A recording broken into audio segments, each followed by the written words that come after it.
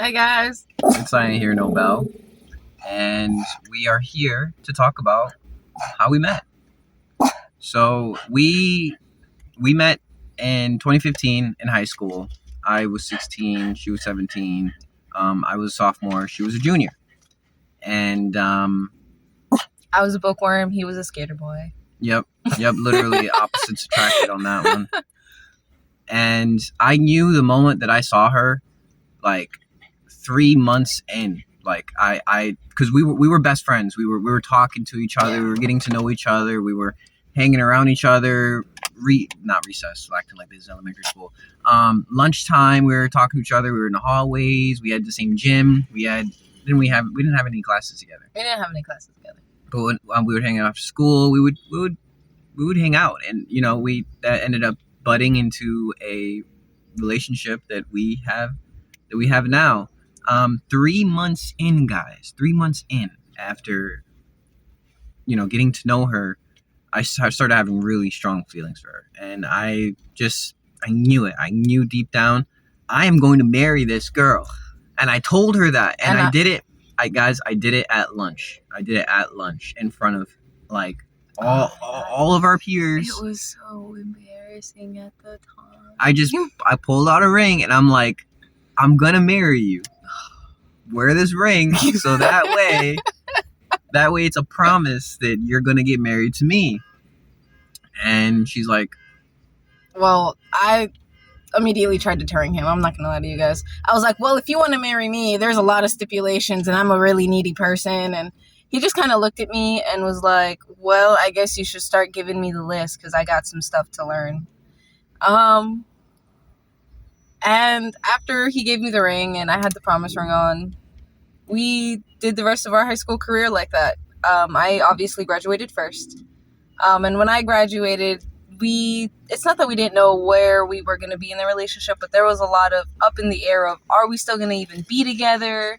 That was me. I was scared. I'm not going to lie, man. I'm like, oh, dude, she's not going to want anything to do with me. I'm going to be a senior. She's going to go to college. She's going to go have fun, and I'm just going to be forgotten, and she's going to be driving. She's going to be doing all this cool stuff. I'm still technically a kid. I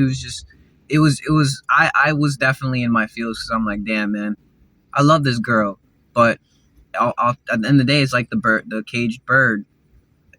If sometimes you got to let the bird go to see if the bird will come back to you. And yeah, I did. I bothered him every day. Yeah, literally every day. Every day, if I checked up on him in lunch. I was like, "Hey, you hungry? You want some pizza? Let's go." I was working and I was living in my apartment by then. So I was like, "You want to go? You want to go out? You want to go out to lunch? Let's go out to lunch." Like, you're not getting rid of me that easy, sir. I'm sorry. No, I'm not gonna hold. Definitely, there was times where I would skip a class or two just to hang out with her. I'm not gonna lie. Yeah. I'm not gonna lie. But we had a lot of really good times.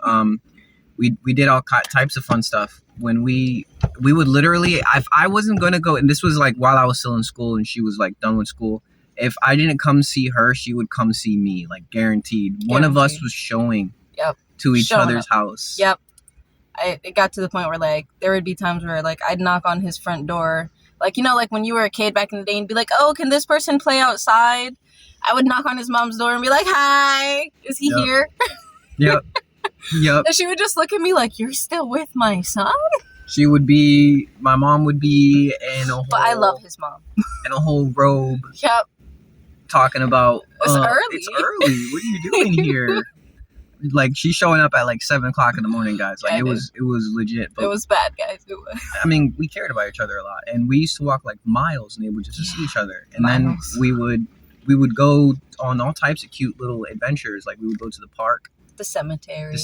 That was one of our favorite places to go. Just walking the cemetery, having conversation with each other, learning about how some of these people met their demise. Like, it was honestly a very peaceful time. I know that sounds crazy, guys, but it was super peaceful. Because no one ever goes there to bother you. We were like, I guess, being nuisances at a golf course. Because we would would just walk the golf course. We weren't even doing it. We were just walking the golf course. They would be golfing and like they're like doing a far hole. You know what I'm saying? And we're there, laid out on a blanket. You know what I'm saying? We have our picnic thing set up. Right next to the hole, and they walk over to us and like, guys, what are you doing? You can't do this here. And we're looking at them like, well, It's a park. Why can't why we? can't we? Right? Back when we were a lot younger and like, this makes no sense. Yeah. Now that looking back, it makes sense now. It messes up their numbers or whatever. And another thing we used to do was like go around. They had like free water things, like literally free water, like Gatorade things that were full of water. We would just take water and drink some water Because as it we was were hot walking. days. It was super hot outside. So we would Just makes sense. cover ourselves in water, play with the water and stuff. And man, they weren't too happy about that either. We got kicked out of that park a lot. There was this one time where he was trying to teach me self-defense and like he did the judo throw to be like, all right, this is how you do it. So and like teacher. people walked up on us like, whoa, are you okay, man? What is he? And I'm just here like, oh no, he's just trying to teach me self-defense so I can protect myself. Mm-hmm. Oh man. And that was a funny day. That one was really funny. Oh man, holy cow. Oh my gosh. Wow. But that's initially how we met, and it's been 11 years now. Mm-hmm.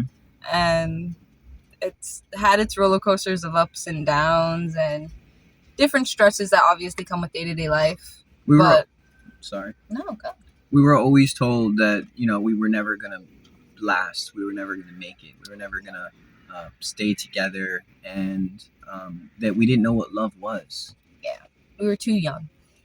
So I want to say, if there's anyone young watching this video right now, don't listen to those who are talking about that. You know what you want. You know, love feels different than lust. Yeah. That's for darn sure. You know, the connection I had with her was a connection that I've never had with anyone in my life. And I still never met anyone with this connection I have with her. So it's a very deep bond that you know you will find one day. Guaranteed. Oh, yeah. 100%. I can't think of having a day without him in it. So if it's a choice on whether I have him here with me or not, I'd be a lot sadder if anything happened to him, realistically. There are plenty of fish in the sea. Well, you know what? This is my fish.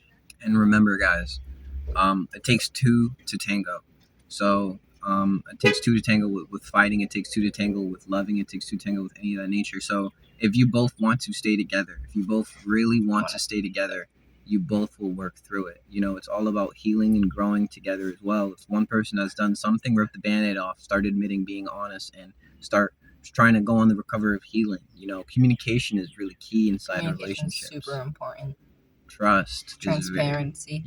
Very key inside these relationships. So if you want a really long-lasting relationship, especially having respect, knowing boundaries, not trying to pass those boundaries, learning when to walk away, learning how to manage your own emotions so that you're not being toxic to all those around you, especially your loved ones. You need to know what your triggers are. Because we all have some kind of childhood trauma that when we grow up, we still have to work through and get through. And unfortunately, you know, sometimes when you are with your partner, they get to see that side of you're not fully healed yet.